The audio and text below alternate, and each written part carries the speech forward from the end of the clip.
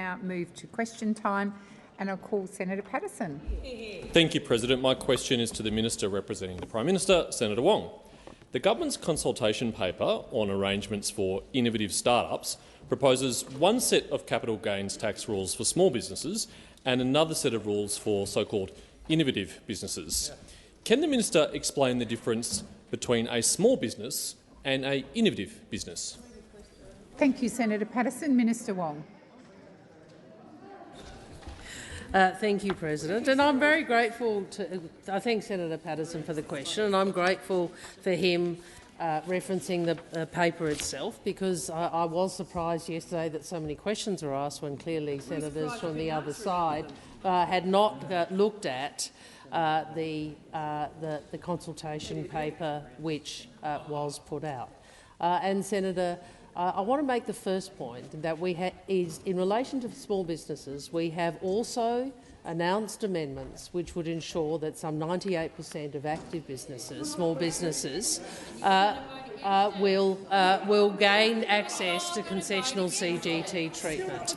And what is remarkable, well, my point is, because I know you don't want to know this. I know you don't want to know this. But if you care about small business, which is what the question appears to be about, one wonders why those opposite are going to vote against this. Why are you going to vote against provisions which enable— Minister, please resume your seat. Senator Patterson. On direct relevance, how the coalition may or may not vote on an upcoming piece of legislation is not relevant to our question. Thank you, Senator What's Patterson. the difference between a small business and an innovative business? The minister is being relevant, but I have to warn the opposition particularly, I'm finding it very hard to hear the minister's answers because there's so much interjecting. Minister Wong, please continue. Thank you. And as you would, I hope, know, I think page 6 goes through some of the business activity requirements which are the features of what might be included as an innovative small business. But this is a matter that is being consulted. They don't like consultation. They don't like consultation. Isn't it interesting? Like, this is the party of small business. They don't want consultation with the start-ups. They do. Oh, what are you going to point your finger? Why don't you point your finger at me? Actually, Senator, why don't you just go join Pauline Hanson's party? Wong, that's where you actually want to be, mate. We all watch you backing her in. Sorry. Order. Senator Henderson, you were out of order, and I don't want to see that again. And Minister Wong, please direct your comments to the chair. Please continue.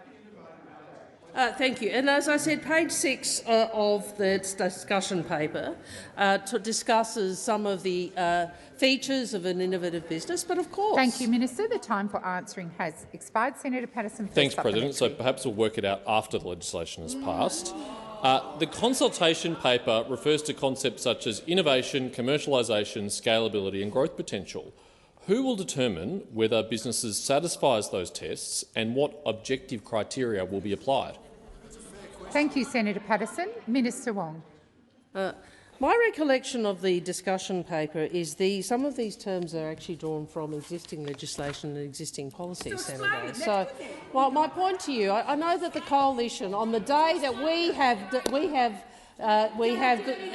the day we have achieved agreement for passage to the Senate of these ambitious reforms which are about delivering for Australians, the opposition is complaining about consultation with small business. Order. Now, work that out. Work that out. Work out that political strategy. On the day that we have achieved agreement of passage through this chamber of taxation legislation that is good for Australia, is good for Australian workers and good for Australian business, you are complaining about consultation with the small business sector. Senator Hume. Yes, we are complaining about it. Had you finished, Minister Wong? I'm assuming you'd finished. Senator Patterson, second Thank you, supplement. President. I think the minister might have.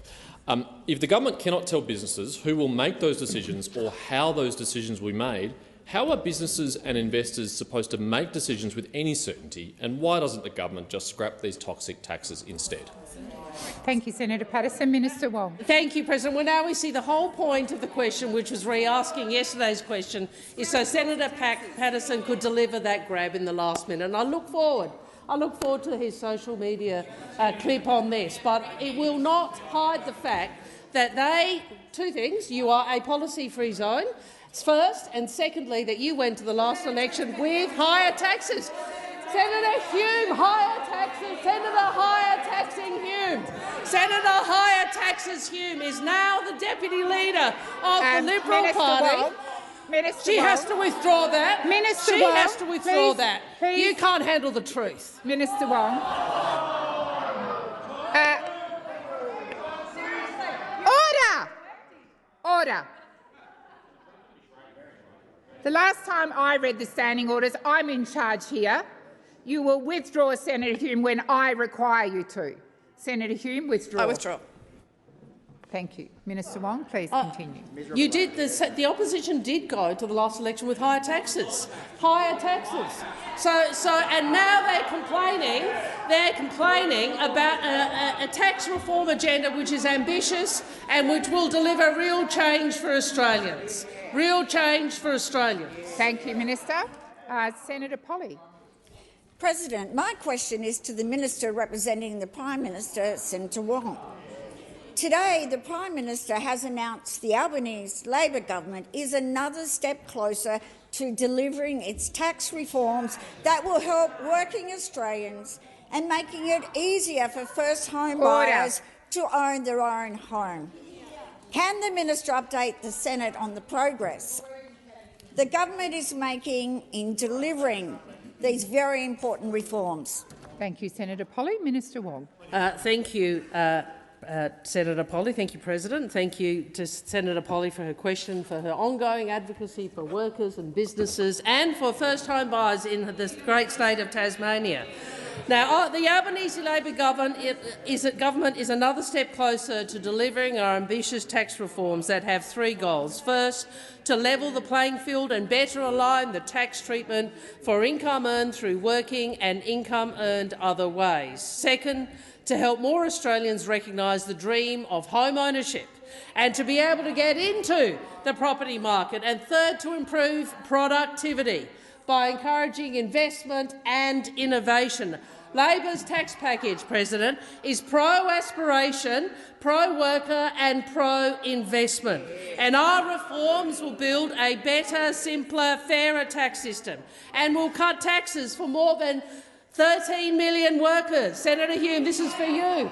13 million workers. It will support 75,000 more homeowners get into the market and deliver $3.8 billion in new measures that lower taxes for businesses and start-ups, and we are reducing compliance costs by $540 million a year. We on this side understand the pressures Australians are under, and that is why we know we have to make change, why we are making real change that delivers for our economy and for working people. The question now is whether the three right-wing parties, the Liberals, the Nationals and One Nation, will again try to block these reforms. I figure they probably will, because we know what they have done before, which is consistently team up to block real change for Australians. We know they only offer anger. They do not offer any answers. Thank you, Minister. Senator Polley, first supplementary. The Albanese Labor government's tax reforms will also support small business and start-ups. Can the Minister please outline what they will mean for Australia's small businesses, including how many will benefit from the government's capital gains tax concessions, and how this support backs the businesses that employ Australians in every community across our nation? I remind those on my left that any senator has the right to have her question heard in silence. Minister Wong. Well, then you would have trouble, wouldn't you? Minister Wong. Minister Wong, I've called you. Thank you, and thank you to Senator Polley. And Senator Polley speaks about every community across the nation. I use this opportunity to welcome three mayors from South Australia to the Senate chamber. The Albanese Labor government's reforms will mean 2.7 million active small businesses, 98% of all active businesses will be eligible for capital gains tax concessions. 98%. This is what they're going to vote against. We are also consulting on the new innovative business capital gains tax, which would mean a 50% discount for early-stage investors, founders and employees in innovative startups. We back workers and we are backing small business. Unlike you, you're going to vote against these changes. Our reforms are about tax relief and tax reform to make our economy work for more Australians, more businesses and for future generations. Thank you, Minister Wong. Order. Senator Polley, second supplementary. 98% of small businesses. That's amazing. As the minister has outlined, the Albanese Labor government's reforms will make it easier for Australians to buy their first home, cut taxes to over 13 million working Australians and better align the tax treatment of labour and asset incomes. Can the minister outline if there are any risks to the government's plan to deliver real change for Australians, including another round of tax cuts and helping 75,000 additional Australians own their own home? Your time has expired. Minister Wong. Thank you. And I noticed in that question the Coalition shouted over Senator Polley when she was outlining the benefits of these tax changes, because they don't want to acknowledge that our tax reforms will benefit workers, first home buyers and the Australian economy. And of course, the biggest risk to these reforms is those across the chamber. It is the Liberals, it is the Nationals and it is their great mate One Nation. It's like they're in a race to the bottom to see who can be more anti-aspirational, who can be more anti-worker. Now, the Liberals and the Nationals, with Mr Taylor as Shadow Treasurer and, of course, Senator Hume as Deputy Leader, went to the as Finance Minister, Shadow Finance Minister, went to the last election, promising they would unwind taxes for working people. Senator, higher taxes, Hume. No matter how much you point your finger and shout at me, you can't get away from it. And they're rewarded you by elevating. Has expired. I'm waiting for silence.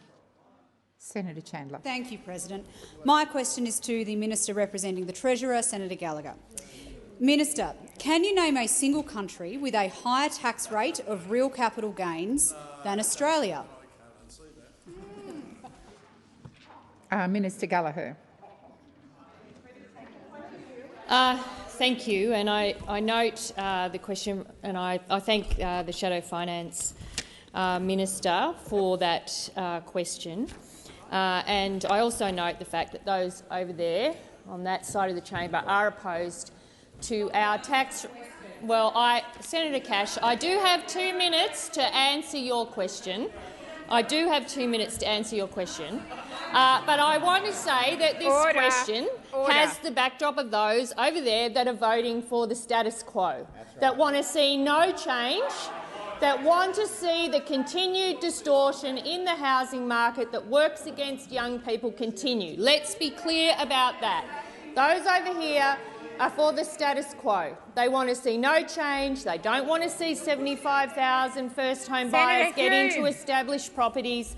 They don't want to see— Minister Gallagher. Senator Cash. Relevance. It is a very narrowly drafted question that requires an answer. Single country. Thank you. Name one. Thank you, Senator Cash.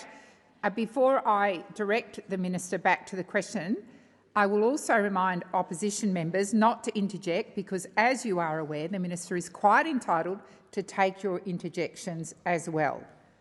Minister Gallagher. Thank you. And as we've had, and I think we discussed it at estimates, a like-for-like on taxation arrangements, a genuine like-for-like in this area of tax law is difficult because they are all quite different. But if you let me answer— Order. And I would remind those in the chamber that the changes we are making are so that is to better align the tax paid on certain assets with the tax paid on income, just to be clear about that. So on real gains, because working people pay tax on their real income. Now, that is the changes that we are proposing. Again, I accept that you don't agree with that you think there should be significantly beneficial arrangements that don't apply to working people. But if we talk about that on reasonable assumptions with a 5.1— Minister, please resume your seat.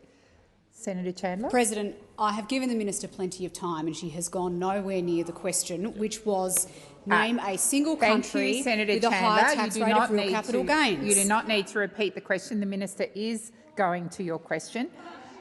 Order. Senator Hume, I think it would be very inappropriate for me to name a frontbencher, but you are coming very close today because you have constantly interjected, despite me asking you to come to order personally. So I remind you, I think it would be highly inappropriate to name you, but I will name you if you do not be quiet.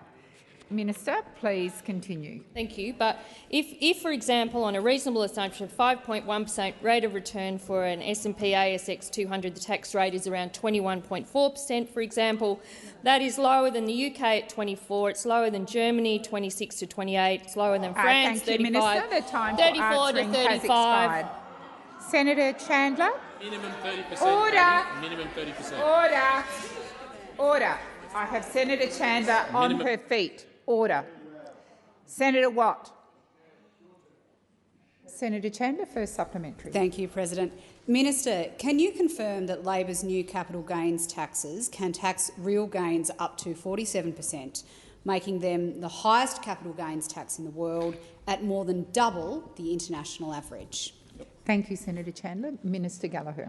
Thank you. Well, if I can just finish, because I was rudely interrupted by the clock before. Lower than France, 34 to 35. It's lower than Ireland at 33. It's lower than the Netherlands at 36, and it's lower than Denmark at 42. And it's not a country, but also lower than California, which is the tech capital of the world. So the point we are making here is these reforms are about tax in Australia. It's what's in our national interest. It's about decisions that make it fairer for working people, better align the tax system, make it more productive, support innovation with our investments in small business, $3.8 billion in investments in small business, which I note none of you have raised. All of that is part of the package, Senator Cash. Now, you've said you're going to oppose all of that. Then all of that investment that's going into small business, that's making the tax scheme fairer, is at risk under your policies. Thank you, Minister. Senator Chandler, second supplementary. Thank you, President. Minister, do you acknowledge that the Albanese Labor government is not only the highest taxing Australian government on average ever, but one of the highest taxing in the world? Thank you, Senator Chandler. Minister Gallagher. Well, thank you. Well, frankly, coming from those opposite, which went to the last election raising income tax on millions of Australians who came here, who would have had bigger deficits, more debt and higher taxes on working Australians, to come in here and ask that question when this chamber is on the cusp of passing reforms that will work in the interests of millions and millions and millions of Australians, whether it be those who benefit from our tax reductions, our income tax cuts, which come on the 1st of July, another one next year, the instant deduction for $1,000 off when you put your tax return in, or the working Australian tax offset. All of that, millions, 13.3 million Australians who will benefit from this reform. And that is what Australians know. They know that the Albanese Labor government will look after them and make sure their income taxes are lower. Senator Hodgins-May. Thank you. To the Minister representing the Prime Minister, Minister Wong. Minister, Australians are watching energy prices rise as the fallout of Donald Trump and Israel's war on Iran ripples through global gas markets. At the same time, multinational gas exporters are profiting from our resources that they pay little tax on. The Senate inquiry into the taxation of Australia's gas resources, including Labor members, found that the case for a gas export tax should be revisited once the conflict in Iran is resolved. Just last week, your own press release welcomed this supposed peace deal, saying, "We are pleased the agreement between the US and Iran includes steps towards reopening the Strait of Hormuz." Minister, will your Labor government now finally have the courage to take on the gas corporations and implement a minimum 25% tax on gas exports? Thank you, Senator Hodgins-May. Minister Wong. Thank you, President. Thank you to the senator for her question. And what I would say to her is, first, I think we want the agreement for the ending of the conflict in the Middle East to hold, but I think we are also aware that this is a challenging process, and even if the agreement continues to hold, it will take some time for global supply and global markets to return to where they were, and in fact they may not return to precisely the same shape and dimensions that they were prior to the conflict. The premise of your question, I understand what you're advocating, but the premise of your question is we're back to normal now. We aren't. It has been the largest the largest shock to energy markets ever, even more than the 1970s, and so it will take some time to recover from that. In relation to the substantive issue, which is your proposition, we do agree that gas companies should pay their fair share of tax, and that is, and we also believe Australians should have a fair share of the benefit of gas. And I think you might have asked me questions before where I've explained why we believe the priority at the moment is the gas reservation scheme, which has benefits for our economy, for workers and for businesses and for households, is the priority at the moment, and that is what the government is focused on delivering. Thank you, Minister. Senator Hodgins-May's first supplementary. Minister, you've had millions, literally millions of Australians calling for a gas export tax, yet from what I can gather, you only seem to be taking advice from a handful of gas executives and Donald Trump. Why won't you ensure that there is a fair public return on Australia's publicly owned natural resources? Your reservation policy will not raise a cent of revenue. Please answer that question for me, for my colleagues and from the millions of Australians demanding more. Thank you, Senator Hodgins-May. Minister Wong. Senator, I do find this tendency where we disagree with you for the Greens political party to suggest it's on some other grounds than a genuine assessment of what we believe is best for the Australian people. Our judgment is based on what is best for the Australian people, what is best for our economy and what is best for households, what is best for businesses. So I think the casting aspersions on intention and motivation really is not a reasonable thing to do. We just don't agree with you. Well, you can laugh, Senator Shoebridge. You always, you sneer regularly, but it is really unfair to suggest anything other than we have a different view. We have a different assessment about what is good for workers. We have a different assessment about what is good for businesses, and we have a different assessment about what is good for the economy. And as Senator Ayres has gone through in detail many times, we believe the priority at the moment should be a domestic gas reservation Thank you, Minister. scheme. The time for answering has expired. Senator Hodgins-May, second supplementary. Minister, isn't it the truth that Labor simply adopts whatever the arguments the gas industry puts forward at the time? Shortages when a new gas project needs approval, oversupply when its weak reservation policy needs defending, all to avoid taxing gas exports and making multinational corporations pay what they owe. Thank you, Senator Hodgins-May. Minister. Domestic gas reservation scheme is a very, very substantial reform. I have to be honest, it has not been universally supported by the gas sector. And you've seen that various Conservative parties, I think including One Nation, but I could be wrong, but certainly parts of the coalition have not been supportive of it. It is a very substantial change to Australia's economic position. As I said, not universally supported by every company in the gas sector. So again, the premise of your question is wrong. We make judgments about what we believe is the best thing for Australian workers, for Australian businesses and Australian households, and our judgment is those interests are best served by the creation of a domestic reservation system for Australian gas so that we can get a fair share of that gas here in Australia. Thank you, Minister. Senator Cox. Thank you, President. My question is to the Minister representing the Treasurer, Senator Gallagher. The Albanese Labor government's tax reform package makes the system fairer while backing housing supply and small business. As flagged in the budget, the government has since undertaken consultation on the package. Can the minister outline what came out of the consultation and how further initiatives give small businesses greater certainty? Thank you, Senator Cox. Minister Gallagher. Thank you, President. I thank Senator Cox very much for that question and for the work that she's done in supporting this important tax reform package for our country. We are reforming the tax system for workers, businesses and for future generations. We're delivering the new round of tax cuts, including more tax cuts for every taxpayer from next week, and we're helping more Australians realise the dream of home ownership and also supporting investment and innovation. We were upfront on budget night that we were consulting on certain details of our reforms, including for small and start-up businesses with a low-cost base. And last week, the Prime Minister and the Treasurer announced the details of those post-budget consultations. The government's additional amendments are all about providing more clarity, confidence and support for small business and more incentives for innovation. And they go to a number of areas, including raising the threshold for small businesses for concessions on CGT from $2 million to $10 million in relation to the 50% tax discount.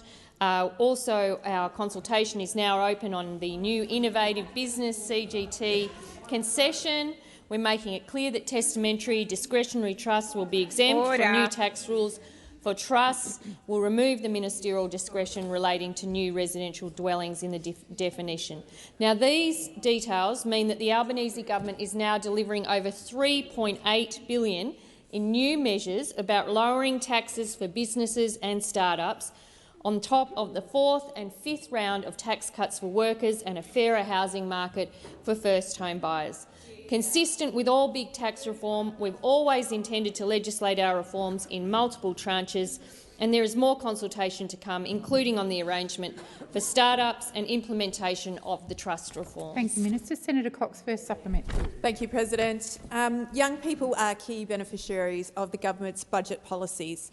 Can the minister outline how the Albanese Labor government's tax reforms are levelling the playing field and giving younger people a fairer chance at owning their own home? Thank you, Senator Cox. Minister Gallagher. Thank you, and I thank Senator Cox for that supplementary. This budget had young people at its heart, helping 75,000 homeowners get into the market and delivering tax cuts to help young workers get ahead. Treasury analysis finds that around 90% of Australians would have been better off by the age of 30 had these tax reforms been in place from 2000, before factoring in housing affordability. We know that most young people get most of their income from work. 84% of young people earn 90% or more of their taxable income from working. Only around 4% of tax filers under the age of 35 have a capital gain each year, and just 4% of the benefit of the CGT discount goes to those aged under 35, compared to 32% of the discount that goes to those aged 65 and older. That's why it's important that we are rebalancing the tax system to lower the taxes on workers and make housing more affordable for young people. Senator Cox, second supplementary. Thank you, President. With consultation complete and the details settled, this fair and responsible package is now ready to pass the parliament. Can the minister outline why it's so important these reforms are legislated without delay and encourage all senators to support the passage of this through this place? Thank you, Senator Cox. Minister Gallagher. Thank you, Senator Cox, and I thank the supplementary question. Well, with the agreement that we have reached with the Greens today, and we thank them for the work that they have done with us since the budget has been announced, the government will be able to deliver those first tranches of tax reform as we outlined on budget night. We have agreed to support an amendment that will be moved by the Greens to ban future limited recourse borrowing arrangements for residential property by superannuation funds. Other super funds are generally prohibited from borrowing money to invest, with the exception of LRBAs that are used by SMSFs. Multiple issues have been raised with concerns around these arrangements since, with multiple reviews, including many of the reviews that reported under the former government, who chose to do nothing about it. The three right-wing parties voted against these tax cuts in the House. Now they're planning to do the same in the Senate, which will mean voting against concessions. I advise the chamber that Senator Lambie has passed her question to Senator Thorpe. Senator Thorpe. She has. My question is to the Minister for Indigenous Australians. Sadly, we've had another death in custody of an Aboriginal man on the weekend. A year ago, another Aboriginal man lost his life in that same prison. When he told police he was going to kill himself, the officer replied, "Yeah, whatever." Minister, on the 35th anniversary of the Royal Commission into Aboriginal Deaths in Custody, in April you offered thoughts and prayers. But what actions have you actually taken to hold state and territory governments accountable for the state-sanctioned murder of our people in jails? Thank you, Senator Thorpe. Minister McCarthy. Thank you, President, and I thank Senator Thorpe for the question. There are way too many deaths in custody, President, and not just of Indigenous people but all people. Unfortunately, it continues in terms of the incarceration rates. What I have certainly worked on here, and I know that there has been a committee of the Senate, and I do welcome that Senate inquiry that's currently underway into the justice reinvestment programs that we are rolling out across the country. We see as the Commonwealth that our part in all of this, knowing that the states and territories are the ones responsible for the jailing of any citizen, but what we do at the Commonwealth level is push out the justice reinvestment programs. There are justice reinvestment programs, over 30, President, that are running out all across the country, and we know that there are, in places like the Northern Territory, success in those. In places like Groote Eylandt, for example, where I know the inquiry has visited, we are having success. And that success only comes when local people and First Nations people are at the table to ensure that there is support for First Nations people so that they don't go into jails. It's a long road, President. It's a very difficult one. And I do call on the states and territories to work harder in this space and to certainly work with us as we try to reduce the numbers of Aboriginal people in custody. Minister. Senator Thorpe, first supplementary. We all know that closing the gap targets around incarceration will not be met by the 2031 deadline. Outcomes in many areas are getting worse.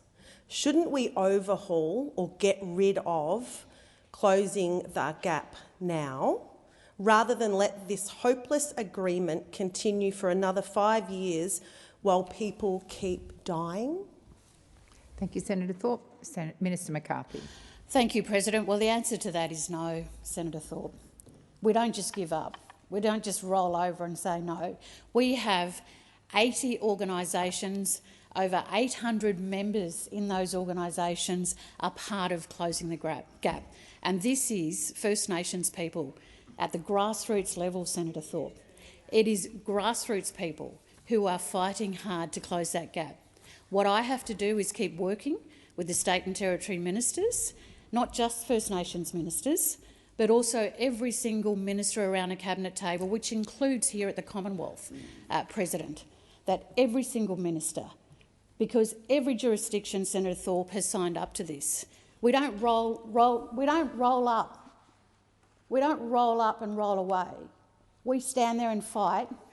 We stand there and fight to improve the lives of First Nations people. Just because it's hard, just because it's difficult, doesn't mean we give up. Thank you, Minister. Senator Thorpe, second supplementary.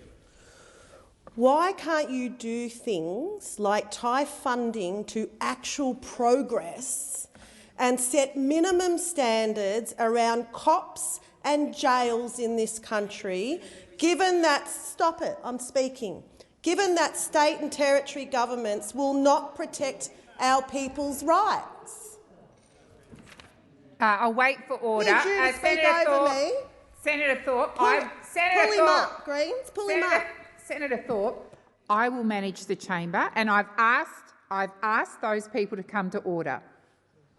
Minister McCarthy. Thank you, President. Well, Senator Thorpe, I have. I've spoken in this House.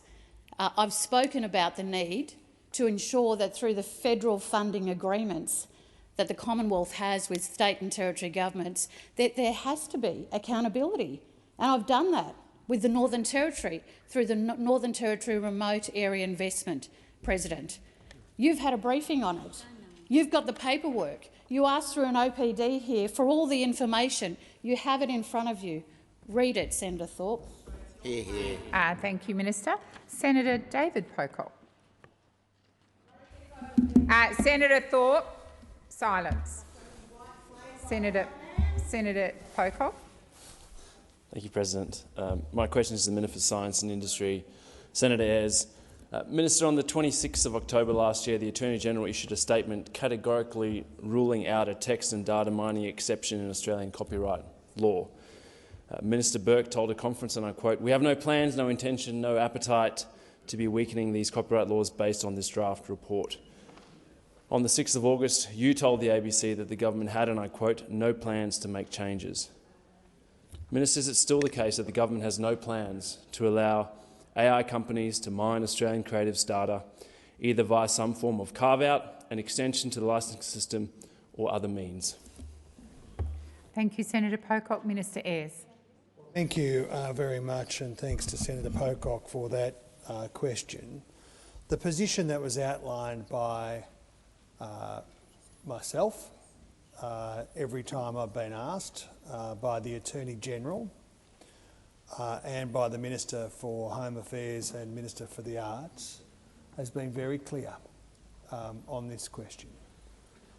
Firstly, that there will not be an undermining of copyright protections for Australian artists or Australian copyright holders. And I'll come to that in a moment. It is also that it is in Australia's interest, not just in economic terms, not just in terms of productivity and growth, and that is certainly the case, but in our strategic interest as a middle power economy in the world, for us to secure as much of the technology stack, particularly those parts of the stack where Australia has competitive advantage and where we can exercise agency and control in the interests of Australia. Because it is not this government's view that we should just be a cork bobbing on the ocean of other people's technology and a customer at the long end of technology supply chains. That is not in our interest. It sells out future generations.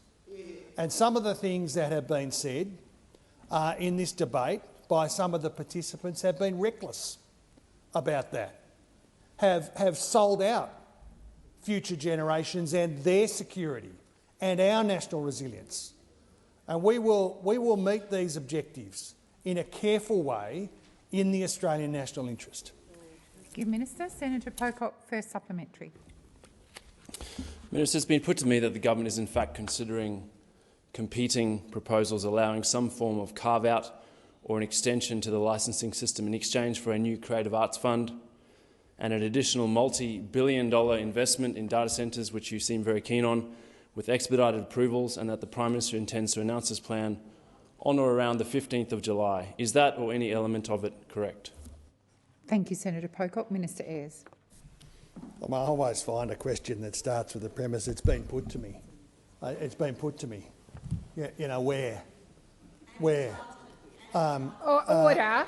Well, he Order, is, Senator Henderson. Senator Henderson, what you find with this government is we are a cabinet government that works together. And he is... Minister Ayres, I'm entitled to respond to interjections. Minister Ayres, order. Order. Order. Senator Henderson, I've said order 4 times and you've continued to interject. Either come and be quiet or leave the chamber. Senator Pocock. So, President, just on a point of order on relevance, I'd really like an answer to my question. Senator Henderson, resume your seat. Order. Order. Senator Pocock, you would be aware that I did call the Senate to order, and senators chose to ignore me. As you are aware, Minister Ayres is entitled to take interjections. I am doing my very best to stop those interjections. I appreciate you standing up and making that point, and perhaps those senators will listen to you more than they will listen to me and respect this is your question, and you are entitled to an answer from the minister. Minister Ayres. I will come back to that, but I will just say, what I won't cop is denigrating very capable assistant ministers with expertise and background in this area who are making a real contribution. And Mr Charlton does every day. And, you know, we have a rule over here about dual ticket holders. We do. We don't put up with it. We don't put up with it. You can only be a member of one political party. Ayres, only a member of one political party Minister at a time. Ayres, I'm going to draw you back to Senator Pocock's question, please. Well, not much support over Senator Pocock, we are absolutely determined. We have set out our approach on these questions. Thank you, Minister. The time for answering has expired. Senator Pocock, second supplementary. Mr President. Minister, can you categorically rule out that the government is in any way contemplating any form of change that would act as a carve-out or licensing extension for AI companies and data centres from copyright laws and expose Australian creatives? Thank you, Senator Pocock. Minister Ayres. Well, I can certainly reiterate what we've said publicly, and that is that there will be no undermining of copyright protections. I won't do what I wasn't listening to Triple J yesterday, Senator, but I was given a transcript, but I had a glance over of your reckless speculation about these issues. Reckless speculation about these issues. It is absolutely our intention to do what we can to make sure that people who produce content in Australia, who are currently getting ripped off all around the world, we are looking at that question. We are looking at that question. We are looking at the questions that go to our national interest, not just about economic opportunity and growth. They are important questions, but the national interest here of having Australian sovereign capability in tech. That makes a difference for future generations and for our national security. Thank you, Minister. Senator Roberts. Thank you, President. My question is to the Minister for Finance, Senator Gallagher, regarding the cost to taxpayers of the Snowy Hydro 2 scheme. Minister, can you inform the Senate how much Snowy Hydro 2 will cost to complete, including cost of construction, capital costs through to the end of the financing cycle, meaning interest on the debt, maintenance through the same period, the cost of transmission lines dedicated to this project, including maintenance, and finally, the industrial wind and solar installations, including cyclical replacement needed to generate the power. In short, if it's built and it's paid off, how much all up is this thing going to cost? Thank you, Senator Roberts. Minister Gallagher. Order, Senator, order. Minister Gallagher is on her feet. Thank you very much, and I'm happy to update the chamber with the information that I have available to me on Snowy Hydro, Snowy 2.0, and I think you'll remember that when we came to government, we inherited a project that was in significant difficulties. If you remember, I think the former Prime Minister Turnbull announced this project and said it would cost $2 billion. It had not had a business case done. There had been no scoping done. There had been no surveys done of the geological environment that the project was going to be built in. And so there was a significant reset probably in the first couple of years of our government, and that increased the project total cost to in the order of $12 billion. Now, currently, the Snowy Board is undertaking a cost reassessment for the total project cost. We have not received that work yet. It is due to the government towards the end of July. I would say that it is more than half built, Snowy 2.0. It is an important project for the nation in terms of the security and stability of our energy grid. So it is an important project, but as to any further reassessment of the costs, the work that the information that I have is the ones where we took that initial reset to properly scope the project, get it back on track and work with the organisation to deliver the project when it was raised to $12 billion. Thank you, Minister. Senator Roberts, first supplementary. Thank you. Minister, the Australian National Audit Office audit released this month found significant shortcomings, including no reliable system to track future costs, no baseline for project completion, and no quality data with which to work these things out. In short, we don't know how long it's going to take and how much it's going to cost. Just like the Uniparty's net zero, there's no plan. Minister, will you cancel this project? Thank you, Senator Roberts. Order. Order. Order. Minister Gallagher. Thank you very much. Well, no, the government will not do that, Senator Roberts. As I said, it is an important project. It is. I think I saw a figure that said it was 72% complete, but I will correct that if I'm wrong. I can't find that number in front of me, but I was reading some documents about Snowy Hydro on the weekend.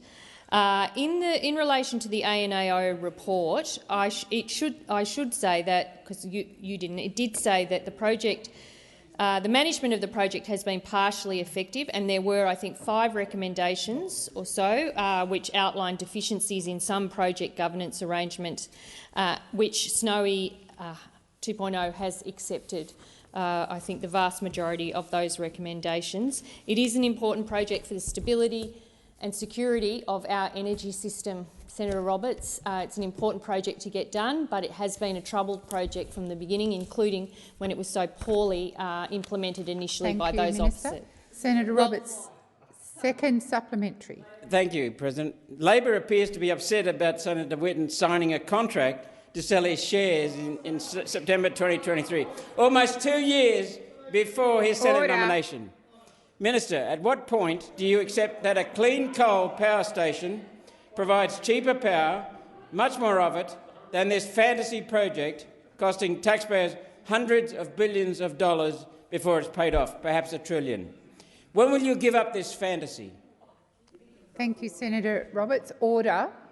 Minister Gallagher.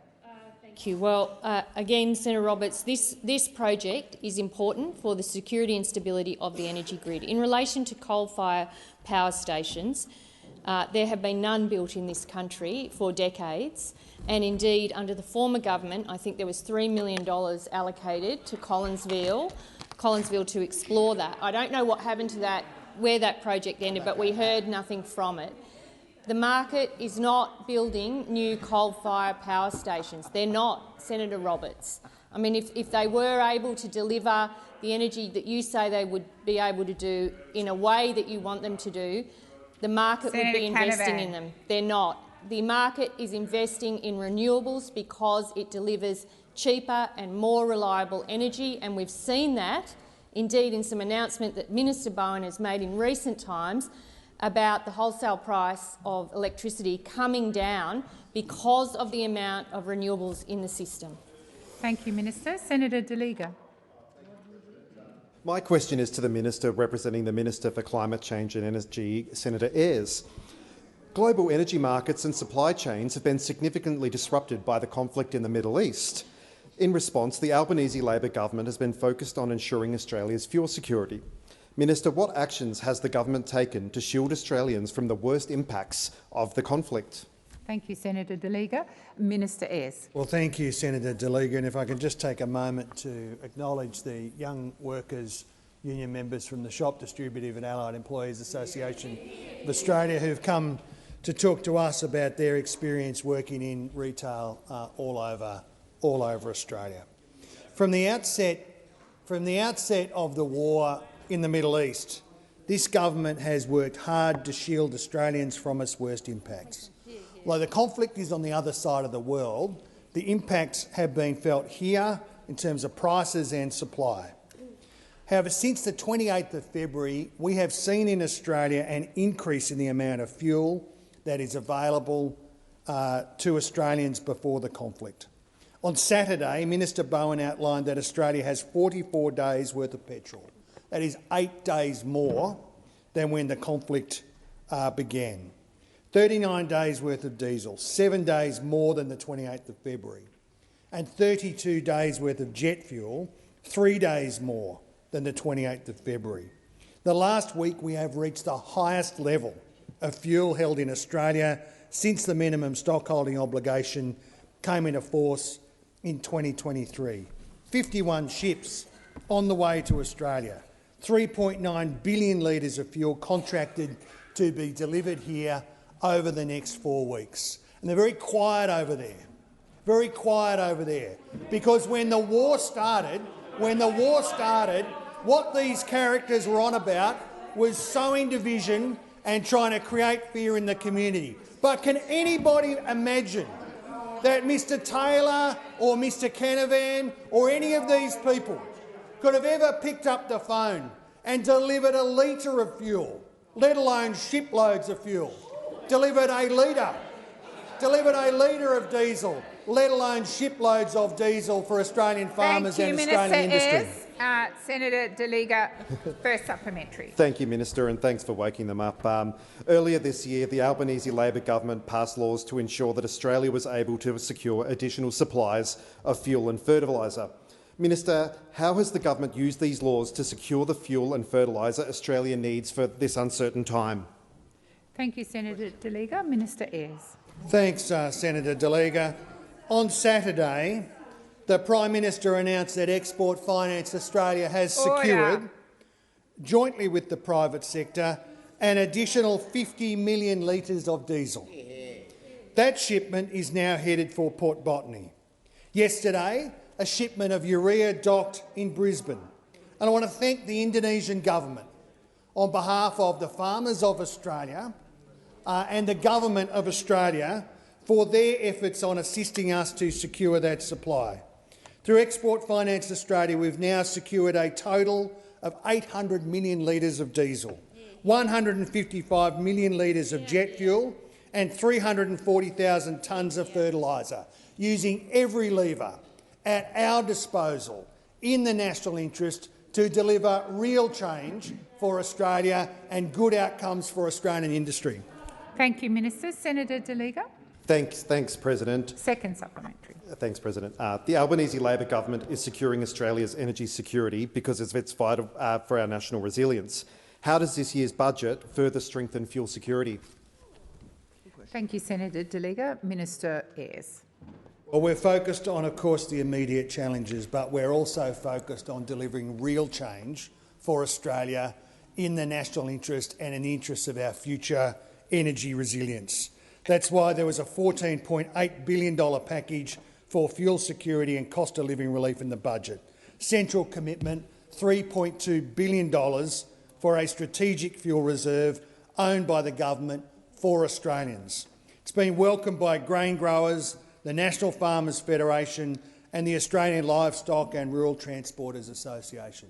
I'll tell you who hasn't welcomed it is Mr Taylor. Mr Taylor. Like Mr Morrison, without the charm or the charisma, like in the sort of do-nothing brigade, did more to damage Australia's energy security when he was the Energy Minister than any other living person, and now wants to say no,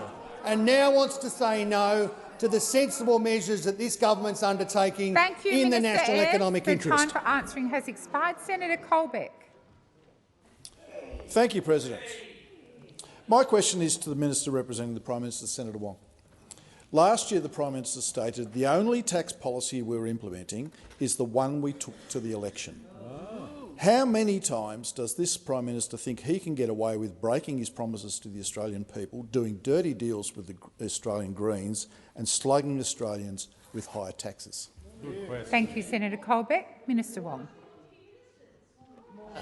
Thank you, President. Well, we are making changes to the tax system that are about making sure that young people get a fair crack at a first home, and because we want more houses built in this country. And we have been upfront about this being a change in our policy. We have said that. But you see, the problem is, Senator Colbeck, is you have no answer to housing affordability. You have no answer to young people entering the market. You have no answer for first home owners. You have no answer to the question of how we get more Australians the ability to fulfil that aspect of the Australian dream which matters to so much, which is the ability to own their own home. So we are clear about why we are doing this. The status quo we do not believe is acceptable, so we are acting. We are delivering change that will work for Australians. Thank you, Minister. Senator Colbeck, first supplementary. Thank you, President. At the last election, the Prime Minister stated changes to negative gearing were off the table. But today the Prime Minister has done a dirty deal with the Australian Greens to ram through these changes through the parliament. How many times does the Prime Minister think he can get away with saying one thing to Australians in an election and then doing another thing when it suits him? Thank you, Senator Colbeck. Minister Wong. This government's focus and this Prime Minister's focus is doing what is needed to make change that benefits Australians. We are focused on how we can benefit Australians at a time where we know many Australians are doing it tough, and there is many areas where we know policy change is needed, and that is why we are acting. We're acting when it comes to wages. We're acting when it comes to energy prices.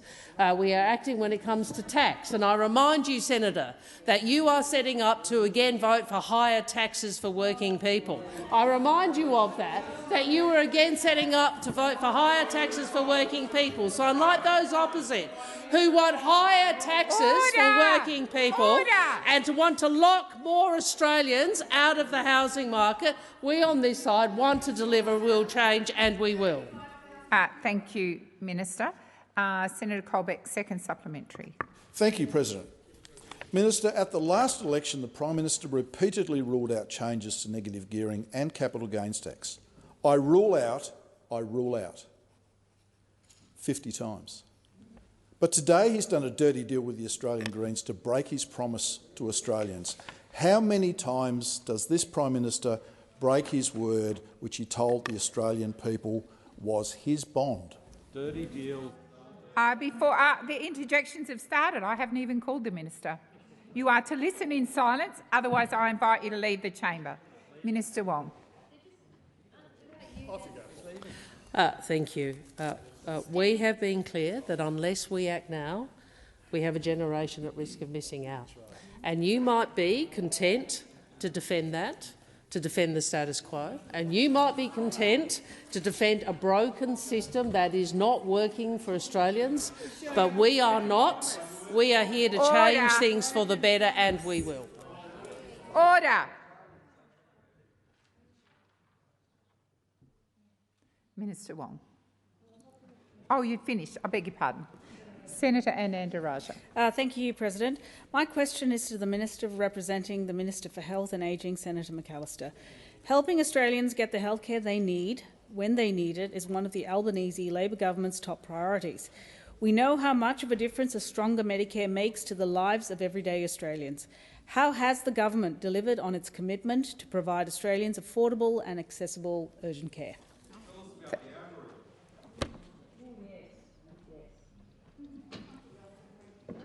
Once again, I haven't even called the Minister and the interjections have started.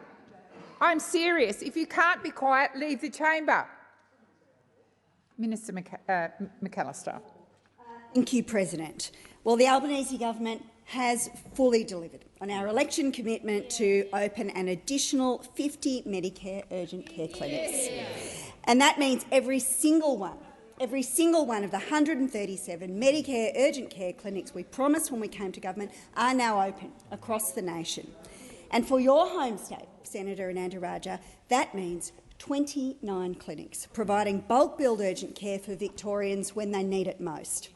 And what does it mean in practice? Well, that just means that mums and dads taking their kid to a clinic after a bad injury at Saturday Sport without sitting for hours in the emergency department. It means a tradie with a deep cut can get treated the same day close to home. It means an older Australian with a bad flare-up can get urgent treatment quickly without waiting days for a GP appointment. Around 4 out of 5 Australians now live within a 20-minute drive of an urgent care clinic, and we have seen 3.1 million visits to Medicare urgent care clinics across Australia since the first one opened in June 2023. We have heard that around 45% of patients going to an urgent care clinic would have otherwise sought treatment at an emergency department or called an ambulance.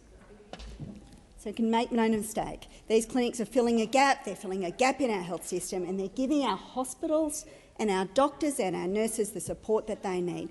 And they work for one important reason, because the only thing that people need to access these clinics is their Medicare card, not their credit card. And thanks to this Labor government, these urgent care clinics are here to stay, because this is what Labor governments do. We focus on the interests of the Australian people, not on fighting with the other parties who compete for the same political territory, the Libs, the Nats, One Nation fighting amongst themselves. Thank you, Minister. The time for answering has expired. Senator Ananda Raja, first supplementary. Thank you, Minister. I, like my colleagues, understand that when it comes to getting quality health care, all you should need is your Medicare card, not your credit card.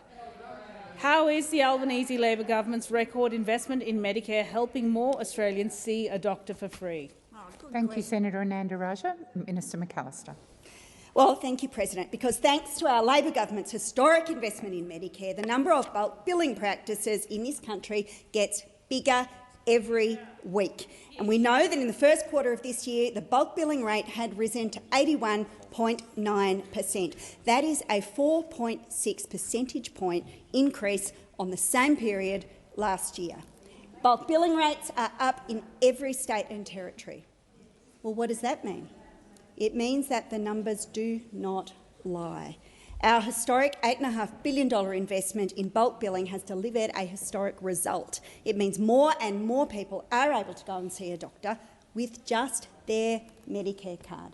Not a credit card, their Medicare card. And again, our sole focus is on delivery for the Australian people. And meanwhile, the three right-wing parties are focused on themselves and their own base interests. They are focused on division. We are focused on delivery. Thank you, Minister. Senator Ananda Raja, second supplementary. Thank you. The Albanese Labor government is focused on strengthening Medicare so it can deliver health care to everyone that needs it. Why are these investments to Medicare needed, and why has the government chosen this approach? Thank you, Senator Ananda Raja. Minister McAllister. Well, thank you, President. We had no choice but to make these investments. The future of Medicare depended on it, because the Coalition had a clear plan to demolish Medicare by neglect. Under Coalition, bulk billing was in freefall. The rate for children and concession card holders was just 75.6% because their 6-year freeze ripped billions of dollars out of Medicare. The AMA estimated that the Coalition would have taken $8.3 billion out of Medicare by 27-28. And so while we are working to expand access to universal health care, those opposite haven't learned the lessons. They have not learned a single thing. The Liberal Party, the National Party, One Nation have never valued universal health care. They voted against cheaper medicines, and they all represent a huge threat to Medicare.